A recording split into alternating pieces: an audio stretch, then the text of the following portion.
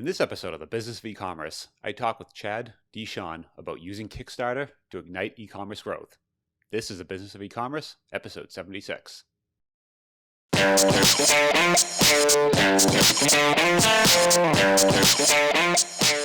Today's episode is sponsored by Drip. Drip is the world's first e-commerce CRM and a tool that I personally use for email marketing and automation. Now, if you're ever in an e-commerce store, you need to give Drip a try, and here's why. Drip offers one-click integrations for both Shopify and Magento. There's robust segmentation, personalization, and revenue dashboards to give you an overview of how your automation emails are performing. One of my favorite features of Drip is the Visual Workflow Builder. It gives you a super easy way to build out your automation rules visually and see the entire process. It lets you get started quickly, but also build very complex automation rules. It's powerful, but also easy to learn, unlike a lot of email tools that offer the same type of automation. To get a demo of Drip today, you can go head over to drip.com/BOE. That's drip.com/BOE. Now, onto the show. Welcome to the Business of E-commerce, the show that helps e-commerce retailers start, launch, and grow the e-commerce business. I'm your host, Charles Pileski, and I'm here today with DeShon. Chad is the founder of BoardGameTables.com, where he's used Kickstarter to raise over $700,000, which he's used to fund his e-commerce business. I've asked Chad on the show today to talk about the ins and outs about using Kickstarter to help launch an e-commerce business. So hey Chad, how you doing today? I'm doing pretty good. Excited to talk about Kickstarter. Yeah, it's an interesting story. I've talked to you a number of times about how you kind of launched, and super interesting. You don't hear of too many people really using Kickstarter to kind of fund the business, that sort of thing. So kind of background, right? BoardGameTables.com. You guys We sell tables for people to play board games on. So it's right there in the name. It is what it sounds like. And so there's two types of people that are familiar with kind of the hobby board game scene that's become more popular over the last 5 to 10 years. And they say, wow, there's people who are buying tables just for that. And then there's people who have never heard of this hobby at all. But basically just imagine playing Monopoly with your family, but imagine more complicated, more niche. There's kind of a hobby scene that there's thousands of board games released into this niche market every year, and there's some people that are really into it. Just like any other hobby you can imagine, right? There's people who are super into the hobby, and those people are playing board games in their home at least a couple nights a week for several hours a night, and they're going to buy a nice table to play the board games on that have features specifically for playing board games. It's funny, until you've kind of explained this to me before, I didn't think this was like a thing. And then all of a sudden I've been seeing it around more, and now I realize, wow, this is a way bigger hobby than I ever realized. Like people do this, and there's games that go on, right, for like days on end. So you can like keep it going Sure. on this table, right? Yeah. There's a whole new thing that started with the legacy game. So like maybe we play a 90-minute game tonight, and the next week we play chapter 2, if you will, of that same game. And I mean, it's groups of friends, it's families playing together, all kinds of. It's a hobby. It's a very social hobby. People play right with other people, obviously. So this is quite opposite of most e-commerce, right? This is a big, heavy, expensive thing. This is like the anti-t-shirt business of this little, like, you send out $1 million, and this is a big bulky thing, right? I'm guessing this table is pretty huge.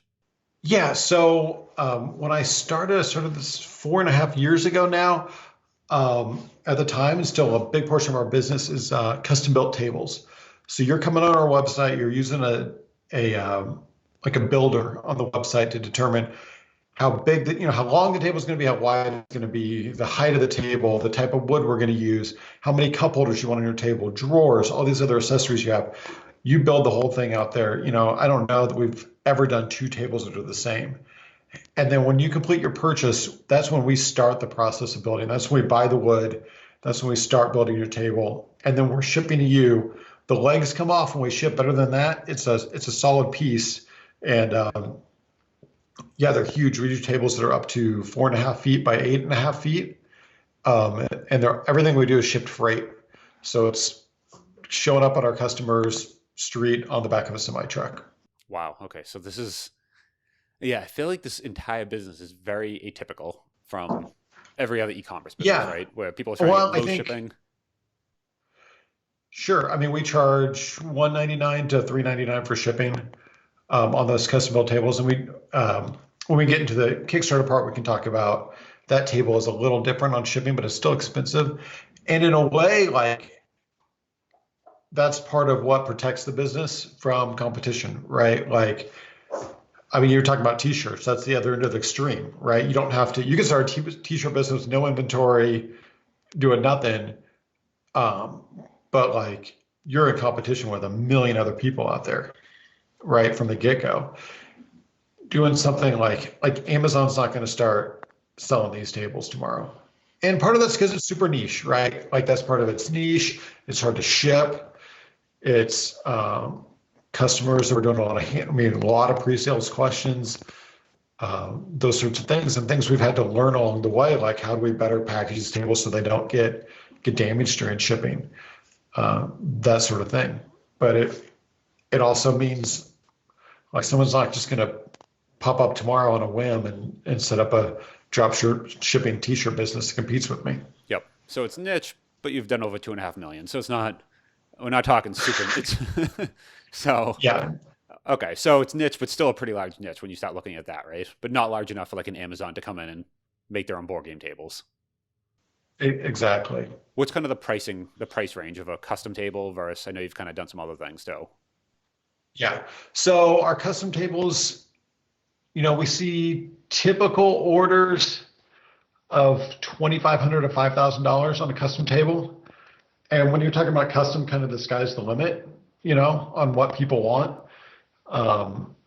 So that's kind of the range. And that's kind of what led us into doing the Kickstarter.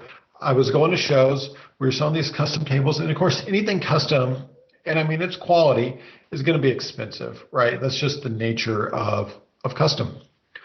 So I'm going to these shows, I'm talking to a lot of people, and we're selling tables, but I'm hearing over and over again, that's just never going to be a thing I purchase. Like, it's just too much money. I don't want to spend that much. I have other things that are gonna be a priority. And that's when I started looking into, okay, what would it take to do a more budget table? Yep. And started getting designs, okay, what if we didn't do custom? What if we do one size? We're going to do flat pack furniture so that we can ship it UPS, get the shipping cost still expensive in the e-commerce world, but for furniture, pretty cheap, right? We're going to bring that down.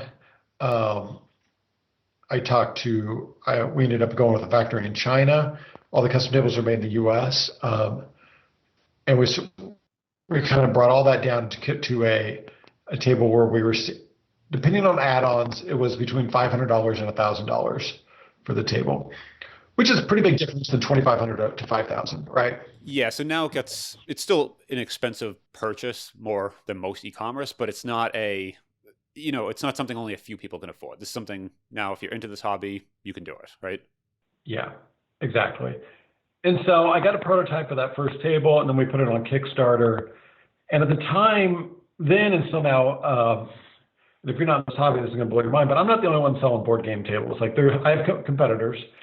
There were several companies doing it, but everybody was at this multi-$1,000 price point. And so I come on Kickstarter, $4.99 entry price, and it just explodes, right? Okay, so you were doing the custom before Kickstarter, right? Just so you were. I was doing the custom for 2 years before Kickstarter. Okay. And then what I learned from that, we take into this budget model, and okay. And we launched the Kickstarter from there. Okay, so I thought there was a Kickstarter for both of them, but so there was a Kickstarter for the new budget model. You launched that, and that was like the first is the board game world has seen for this price point, right? Exactly. And so that's what a lot of the hype is about. Hey, there used to be no way to get one of these for less than at least $2,000. Now you can get one for $500, and it kind of takes off. But at the same time, I want to be a little cautious when I say it kind of takes off, because I think that's the wrong idea that a lot of people get about Kickstarter, is that like Kickstarter is this perfect marketplace of ideas, and if you just put up a good idea on Kickstarter, then they will bring the people, and you're going to sell a ton of it. And I mean, the truth of the matter is Kickstarter is a channel like any other e-commerce channel out there, right? You got your own website, you can have Amazon, eBay, or whatever you're doing. Kickstarter is another opportunity, and it does have a lot of features that can lead to that viral growth. Kickstarter is really good at showing social proof, right? Because when you go to a Kickstarter page, you see how much other people have already spent on the project, and it entices you to want to become part of that. Kickstarter is a great place to tell a story, right? You're giving this background, giving the whole thing you're selling is a story. You don't even have a product yet, and it's got a time limited offer. So these are all like checks in the favor of why Kickstarter works. But and especially now, Kickstarter has gotten a lot more competitive in the last few years. You have to bring your own audience to Kickstarter. They are not you're not just gonna put an idea up there and it's gonna take off on Kickstarter. Now, if you can bring your own audience and you can get over a hump, then Kickstarter, I think, can amplify that. But don't come to Kickstarter with no audience and expect anybody to find your page. It's just not gonna happen. Okay, so that's important, because I think that's actually where a lot of people fall down, where they launch a campaign and they kind of just put it on their Facebook and hope that people come, and it just you get like 2 people. It's like your mom and your aunt on it, and it kind of falls flat, and that's the end of the whole campaign. But you're saying you already spent 2 years. I'm guessing. Yeah. So to give you a little background on like what put the seed that got this thing not all the way to the 2.5 million that it got to, but what started getting it there was I didn't email list with, I don't remember, 20 to 30,000 people on it at the time. And then months before I go on Kickstarter, these are all people who are already interested in board game tables. So I sent out this big survey that was like, hey, we're thinking about launching a new product. We're going to get everybody's feedback, right? What is the main reason you might want a board game table? Here's some things. What's the main features you look at? Here's some choices. What's the main reason you don't have a board game table right now? Okay, if they picked price as one of their main reasons, then there's a question, okay, what price would make you want to buy a board game table, like right away? And then, okay, at that price, like, where are you in the ready to buy phase? Like, if I can offer you a table at that price, are you going to buy immediately? Is this something you would think about in the next 6 months? Those sort of things. I was able to get back the responses to that survey, and then I look at people who are ready to buy, say price is the reason they're not buying, and say they would buy a table that's I had some people that say, oh yeah, I would buy a table at $100. Well, that's great, but I got a $500 table here. So talk to people who are in that band. Those people all get a follow-up email saying, okay, here's more specifics about what I'm talking about doing. Are you still interested? Let's talk again, another round. And I end up getting to the point where I had, I think it was around 60 people who told me, I said, that they would back the project within the first 3 hours that it was live on Kickstarter. Right? And we've gone back and forth. I've given them enough information now. I've basically shown them the whole product, what the Kickstarter is going to look like. And they say, yes, I'm in for that. And I say, okay, what would really help me to get the word out is if you would promise to back in the first 3 hours. I will send you, you'll be the first people in the world to get the email about it. I'll send it to you. You go there and click back. And then all of a sudden, that's like when people talk about Kickstarters, and this is true for my projects, this is true for anything you see now, the first thing they talk about is, like in my case, raise $100,000 in the first hour, right? Like that's the news story. New product on Kickstarter, like that's not worth writing an article on your board game news blog. That's not worth sharing on Facebook, because that happens all the time. Everyone's always got a new product on Kickstarter. Who cares? But $100,000 in the first hour. That's the headline, and that's what gets people to click, because they're like, oh, like a lot of people are interested in this product. I want to know what it is. But I had to prime that pump with my own audience. Yeah. So so you went from an audience of 30,000 people down to 60 people ready to so you really, you prune that list down so that you're like, these are the 60 people that like are ready to buy. Like they'll buy this table at this price point, and you already basically showed them what they'll be buying at what price, mm-hmm. and kind of queued up the whole thing, and then just said, now we're ready. Yeah. And I'm sure there's other people on my list that I was able to convert over time, but those were the 60, like those were the super fans, right? Those were the true believers who are the, they're like, I've seen your vision. And a lot of Kickstarter, right? Because I mean, I don't have the product now. A lot of Kickstarter is getting people to buy into this story, right? So for Kickstarter, it's not just like, hey, I will sell you a $500 table. It is, it's like this mission to save the world, right? Like the world needs a $500 board game table, right? Right now, there's only $2,500 board game tables, and that is an injustice. And we are all going to band together to fix this problem in the world.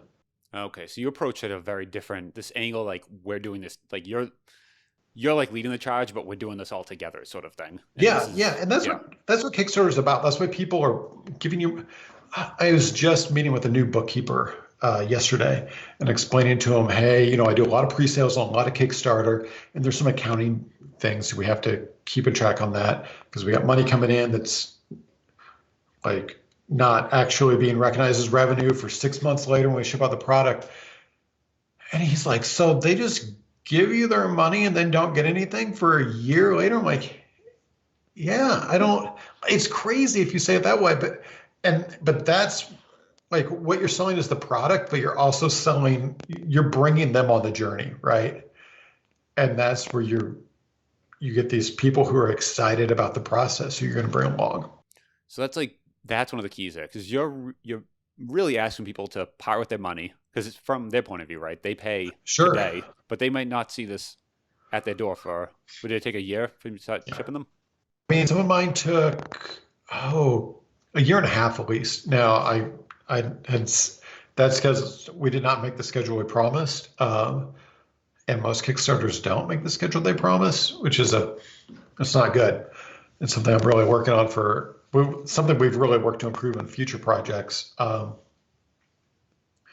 yeah, they're taking a risk. I mean, Kickstarter is very clear on their webpage. Hey, this is not a store. Like, this is a person who says they can make something for you, and we don't know if they really can or not.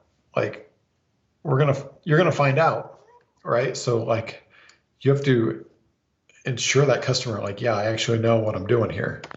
Wow. So at that point, I guess that's an even better question. How confident at that moment were you that you could do that, right? Because you probably already, assuming you already talked to the factory and kind of had an idea, but at the same time, you still need to go and put in this massive order that it sounds like, up until then you were doing custom, right? But then all of a sudden you go into the factory and put in like one big order in, right? So how did Yeah, you? and so when we were using a different facility to do this one-off table or the mass-produced table was going to be made in China. I was confident. I probably shouldn't have been as confident as I was. I don't think I realized. So at the time when I started the Kickstarter, I was like, okay, I just want to get enough orders to be able to afford to place the minimum order, which is going to be like 500 tables, right? And I did not appreciate the difference between ordering 500 tables and ordering 3,500 tables, which is what I ended up ordering. Yep. Um, Why did there you was a order? lot. So you had to order 3,500 instead of 500. Yeah, because we sold 3,300 some odd during the Kickstarter, Okay, so you have to right? order I them was, all at once, though. So you ordered one um, big. yeah, basically. I don't. You Wow. probably could have split it up. But yeah, I put a big order in, and then I paid all the deposit up front. You paid as container fulls were finished. I mean, it ended up being a massive order. It was 22 containers to get it all over here. Wow. Okay. So And you're getting the yeah, funds in so Kickstarter closes and you say, hey, done. We've done it. We raised 2.5 million. And then as each container is shipping, you're basically moving money from your account off to theirs, and just you're seeing this huge amount of money come out, and then sure. So money yeah, come in when to the go out. campaign ends, a bunch of money shows up in your bank account, right? And you better be sure you planned everything right. And I mean, long story short, I didn't, but I had margin in there that I survived it. If I had tried, if I had tried to really squeeze the margin, I would have been in real trouble, right? Okay. So I thought I could get a table I don't remember the numbers, we're selling them for 500. What if I decided I could I don't want to be a greedy person. So I'm going to sell for 400 or even 300. I would have been so screwed because we ended up having a lot of shipping damage. Not it was domestic shipping, so like the UPS shipping leg of it, um, from a combination of factors. But just the short version is we ended up replacing a lot of parts there at huge expense. Cost us most of the margin. But even with that, like there was huge delays, there was a lot of shipping damage, but we were able to keep this communication going with our backers, and we still end up having a pretty favorable view from them because we had really good communication, and at the end we took care of everybody. But I see a lot of projects where they really get in trouble is they have problems, and then the creator freaks out and they kind of hide, right? Like they don't want to get out there in front of it. And that's part of that Kickstarter thing is bringing people on that ride, and part of that is sharing with them the things that aren't going well. And I mean, I was pretty honest and transparent about all those things, and people were really supportive. Now, maybe it would have been a different, if it had really been bad and we hadn't been able to fulfill, maybe people wouldn't have been as supportive there, and maybe I would have had more difficulty being as upfront as I was. But when we shipped out, we got our first 2 containers in, right? And then we get all our, so now our first backers are going to get their tables, everything's shipping out. And then I remember at one night, and then the next day, we just start getting emails with pictures and pictures of just crushed tables, basically. I mean, packaging was completely not good enough, and just we had about a 50% damage rate on that first shipment. And now I'm not talking little scratches. I'm talking like broken pieces. And that was the domestic shipping? Yeah, so everything was getting to the US line, and then when we put it on a UPS truck and shipped it out all across the country, and that's where everything was breaking. Okay. So then, and that's something. So how did you even account for that initially? And like when you set that $500 price point, whatever it was, how did you? No, man, I didn't think Okay. half of it would break. No. Okay. Yeah. Like how? I mean, you got to kind of think, oh, there's going to be a little bit of a damage rate, Yep. right? But there's, um, just UPS, like, loss damage package rate for like normal stuff is like, I don't know, maybe 2%. Yeah. So 50 is a little high, it sounds like. Yeah, furniture it's probably higher. Yep. Yeah, obviously depends on what you're shipping, right? And what kind of, yeah, I didn't, it was just one of these things where, I knew this project had gotten way bigger than my experience level really allowed for me to do. And I got some really good advice from people who like saw what was happening, and they said, hey, like this is getting big. You need to bring somebody in that knows what they're doing. And so I got a consultant Okay. So someone that consultant on what side? added a lot to the cost, but was able to bring relations with a factory that was able to handle an order of this size almost. Um, it still took them a lot longer than they said it would, but I mean, they were able to make the stuff. So, not everything there went perfect, but everything went okay. But it was one of these things I had said the box can't be any bigger than this because of UPS restrictions.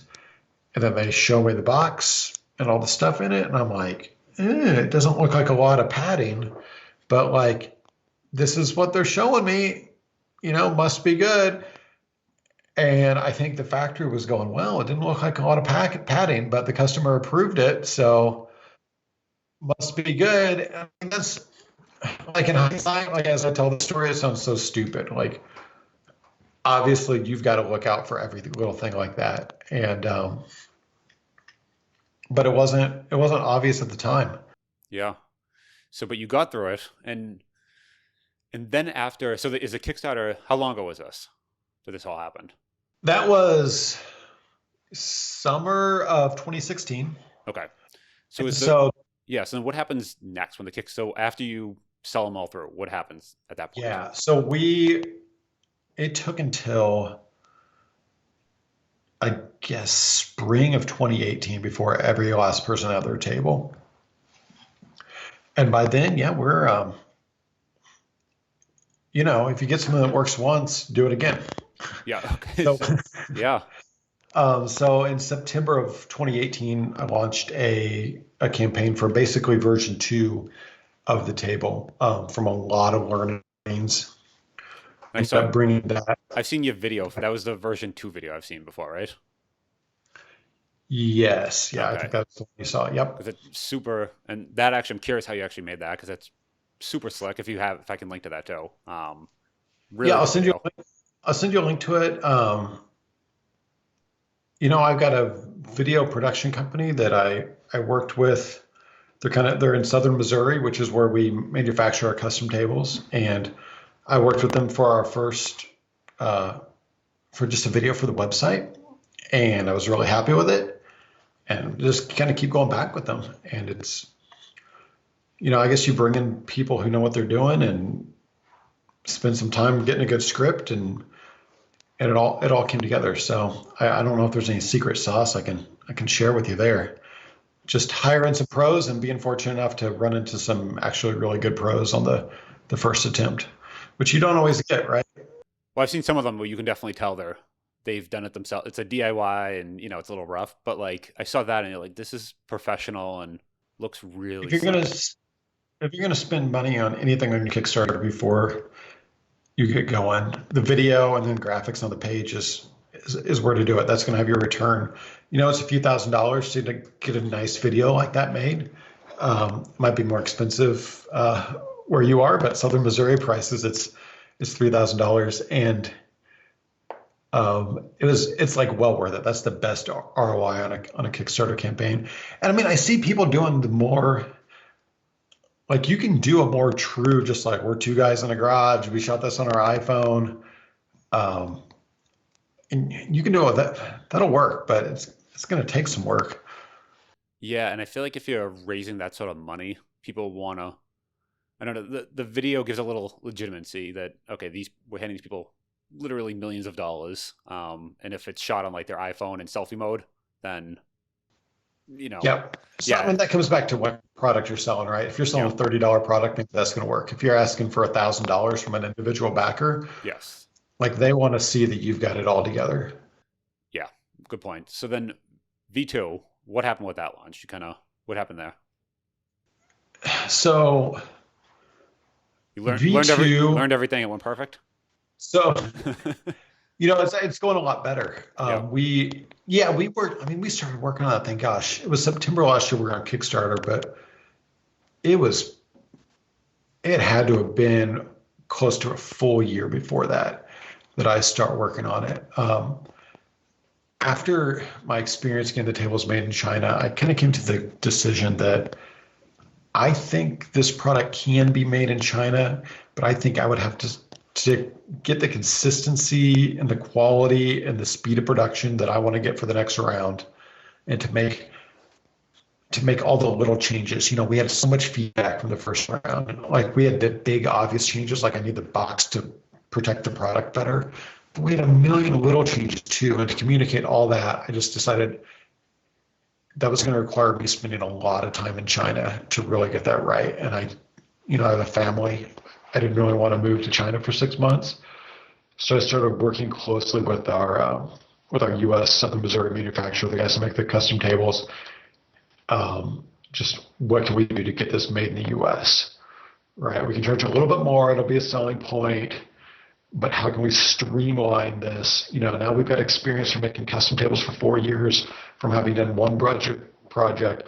Let's take everything we've learned and just streamline, iterate until we get something where we can make these with little enough labor to get the price down to what we want. And we were able to do that.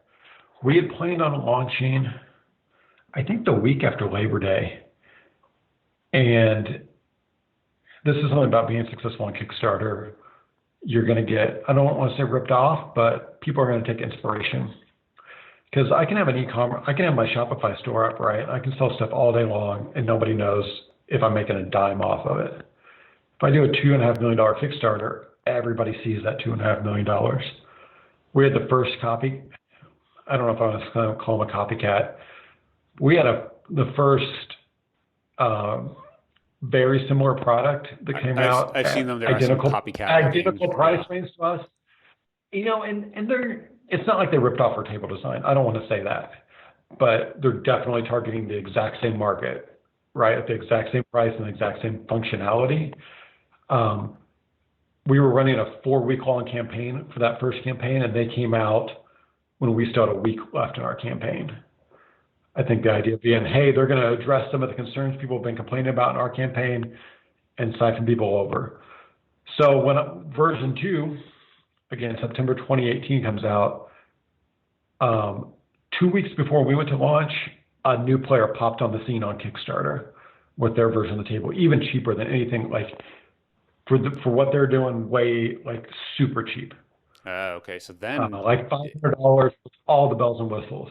And then I come out a week after Labor Day with my table, and then a competitor of ours, I think, saw our table launch on Kickstarter and decided to, like, they clearly already had a project in the works, but decided to rush it forward and launch that same day. wow. Okay, So same now price we've point got or different price? same general price Okay. point. So we've got 3 different board game tables on Kickstarter all at the same time.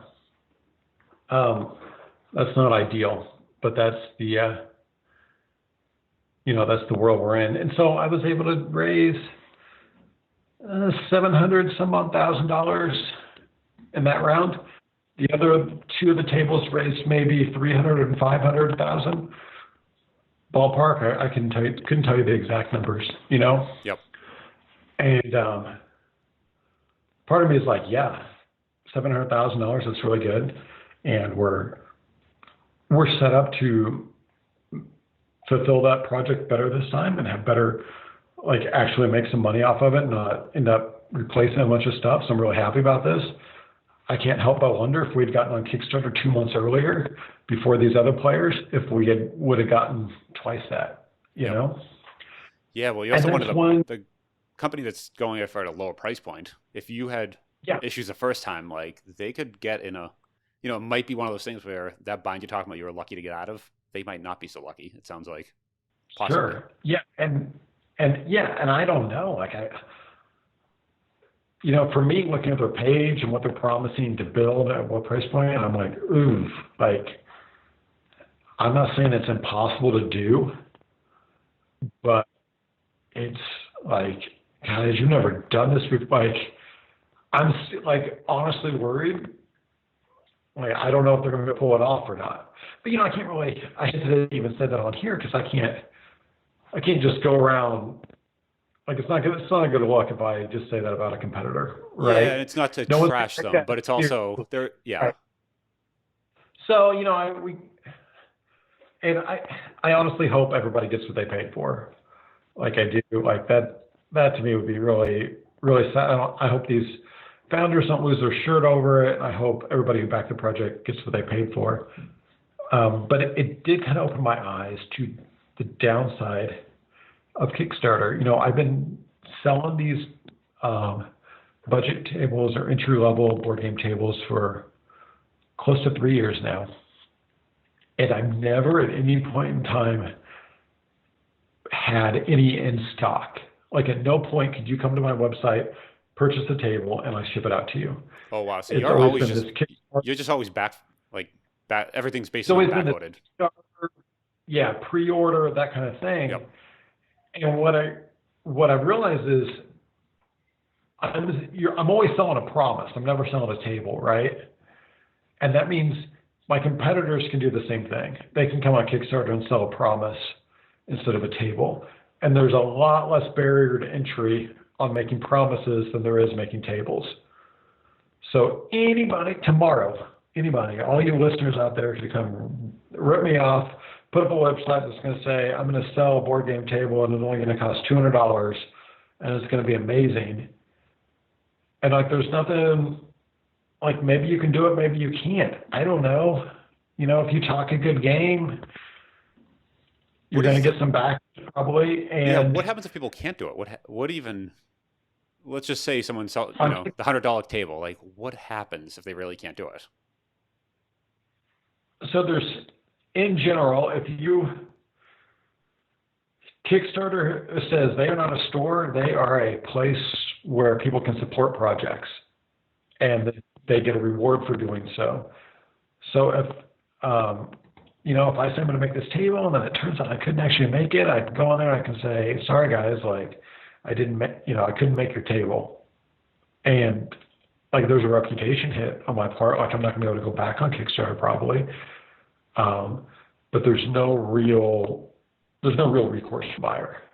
Okay, so it's more like they're not going to be able to do this again. Like, and I'm guessing the board game community is small enough where there's the same conventions, everyone kind of knows everyone. So if there is a flop, everyone kind of knows, hey, these are the guys who did that.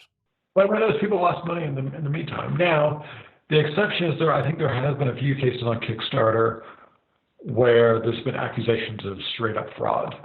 Like you never intended, you did not put in a good faith effort to build the thing you said you were going to build. You just took everybody's money and ran to Mexico. And now that's a different deal. There have been some lawsuits there where they say, no, you're just frauding people. And I don't know if any of those have actually been resolved, but I think there are some class action lawsuits against a few people.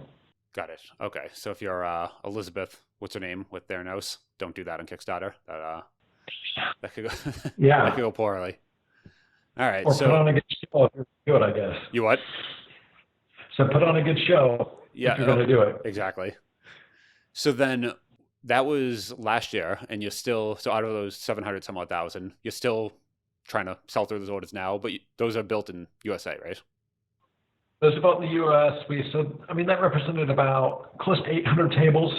Okay. And we shipped out 600 of them. Okay. So we should get through the rest, and then we have some more accessories to ship out and everything. But this summer we're going to be completely wrapped up, and we're going to be at the point where I want to be, which is, I came out here to talk about how great Kickstarter is, but we're going to be at the point where somebody can buy a table and I ship them a table right away. Okay, so I think that's going to be is that for us and for the customers. So yeah, is that the goal, to use Kickstarter to kind of fund the board game empire, and then from but there at some point stock products, have your warehouse and do it all that way? Or is the goal is to keep just doing more Kickstarters and each one is like its own edition and then it's over? That's a good question. No, I think we will just offer the table we're selling now ongoing. Big part of it. There's a lot of R&D. Like I said, probably years worth of work to get to where we can make this table as streamlined as we can. And so now I want to reap the benefits of that R&D and just keep pumping these out. And I think there's a market out there that we're going to be able to reach, of people who have been willing to take the risk on the pre-order, but are willing to say, yeah, you can just ship me a table tomorrow and I pay you money. Sure, I'll do that. But that's not to say that I would not ever go back to Kickstarter if we were going to do a new tweak. Kickstarter has a lot of advantages. One's the capital up front, which was huge for this project. But the other, some of the other things are to gauge demand, right? So, if we wanted to add a new size, for instance, I don't have any plans to do that right now. But if we did, we could go on a Kickstarter and see how many of these should we start making? Okay. Oh, okay. So yeah, almost. So if you have to put in those big orders, because even with the U.S. facility, I'm guessing. Yeah. So yeah, and I don't know if that makes sense on tables, but the other thing I do on Kickstarter is we publish board games now, and board games is one of these things that are printed, like how you think a book is printed, right? We get a board game design. We hire out art for it, get everything ready to go, and then I want to go print it, and we have to go to a printer who's going to print however many thousands of this board game we want, and it gets cheaper the more we print. And then we're getting them printed in China, so the more we can ship over at the same time is cheaper. But that's where Kickstarter really just lets me know how many to plan for. Right? It's a lot cheaper to print 10,000 board games than just 3,000, but if I can only sell 1,000 of the Kickstarter, then I got no business printing 10,000 of these board games. Got it. So it lets you kind of, based on that first big order, you can really like you can feel confident that let's do 10,000, let's do 8, whatever that number is, and you know you've already sold them at that point, so let's just do it. Yeah, and if I sell 5,000 on Kickstarter, I mean, wouldn't it have been a shame if I was only planning on printing 3,000 of these, and there's demand for 5,000 immediately? You're getting, then there's people who can't buy the product even though they want to, and you're getting discounts for printing larger orders. So it's nice to, I want to print enough to fulfill the immediate demand from the immediate new product rush, and then have a little bit to keep filling the trickle that comes in after. Yeah, it sounds like a great way to, hedge your bets basically, where I've heard these like horror stories where people go and order a container, they have it dropped, and they sell like 2 units, and the rest is sitting there in their garage for the next 5 years, and they just have to sell them off at a yard sale, whatever it is. And you hear these stories all the time where this happens. People place these big orders, but this lets you really know when that container lands, it's going right back out the other door, and it's not just going to sit in the garage. There's a piece of advice you'll hear a lot about Kickstarter where when you're on Kickstarter, for those of you who aren't familiar with it, you set a goal. So you say like, $20,000 is my goal for this project. And what that should mean is that if I get $20,000, I can afford to make this happen, right? That means like I can afford to get the minimum quantity of the board game printed, right? Or whatever it is.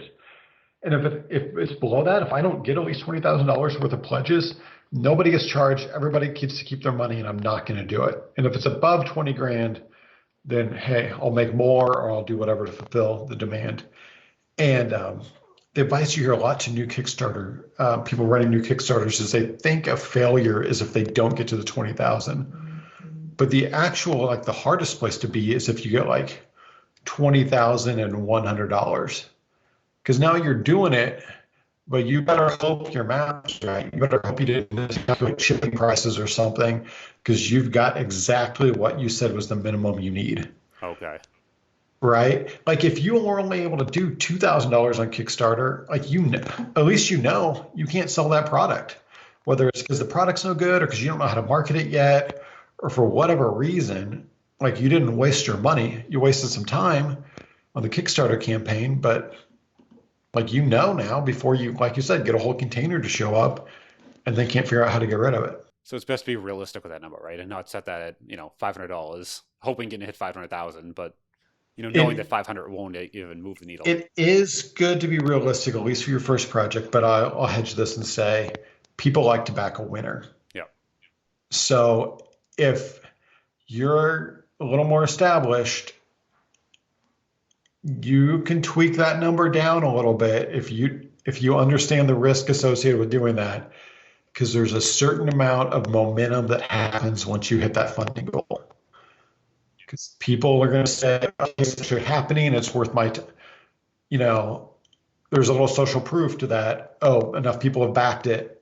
It's actually going to happen. I'll invest more time watching the video or learning more about the product that sometimes people won't do if you haven't hit you're still struggling to hit the goal. Like, oh, what's wrong with this product? I can't even get to their goal. Yep. Even though your goal could have been 2 million at that point, but the goal is completely just something the creator made up. So like that logic is pretty flawed, but people like a winner. Yeah, because you could really, it's your goal to set, right? Like as a creator, no one else has any input. What did you end up setting it at for the original Kickstarter? I think we did $50,000 on the tables, and that was a pretty, well, how about this? I thought that was a realistic goal. That's what I thought my minimum order was going to be. And even then it might have been like, I might have known what it needed to pad a little more money in there to get the minimum order, but it was definitely a goal where I thought, okay, I can make this project happen and I'll be able to sell off some extra inventory that I have to buy at least break even. Like I didn't think I was putting the company in danger if we were right at that minimum. Knowing what you know now, what would the goal have been? I guess is a better question. That's so hard to answer. I think I ended up choosing a pretty similar goal for the second round because, like, knowing what I know now, the goal was fine because I wouldn't make all the mistakes I made the first time. Yeah, good. Yeah, but knowing what the first time you don't know what mistake, you don't know what you don't know type of thing. It's just, I didn't realize what a big first project it was to try to bite off. And it's hard to ever know that. And it's hard for anyone to explain that to you. That's a lot of what entrepreneurship is biting off projects that are too big for you and figuring it out. So, you're kind of trained to go for it. Yeah, well, it sounds like you've done it, and now you're launching multiple Kickstarters, and is kind of the goal for the business to keep following the Kickstarter model? Is that kind of, and We're then going to keep following it for the board games for sure. It makes like I said, being able to judge demand, it makes so much sense in the board game world, and it's in that market, it's very popular. Board games are a very big thing on Kickstarter, so a lot of people look for their new games there. and I figure, what's the price point on to back a board game approximately? We try to stay just under $30. Yeah, so I feel like at that, like a $500 to give to someone for a year, you might think twice about that. But 30 is something you can just, if you like the game, if you literally just like the concept, you can probably just put it down and almost forget, and it shows up at your door a year later, and you win, type of thing. Yep, for sure. And board games are a lot lower risk. Like there's companies out there dedicated to printing and doing the manufacturing, so where you don't have to Figure it all out on your own in the much packaging. about Yeah, like it's going to work out. very cool. All right, I think that's super helpful. If people want to kind of learn more about you or buy a board game table, what can they do so? They can check out boardgametables.com. They can follow us on Twitter at BGTables. Awesome. Yeah. I will link Look all for us that on in the show Kickstarter. notes. Yeah, if you do any more Kickstarters, and I'll include that video actually. It came out really good, so I want people to check that out. Thanks. So thanks a lot for coming on the show today. Have a good one. Yeah, you too.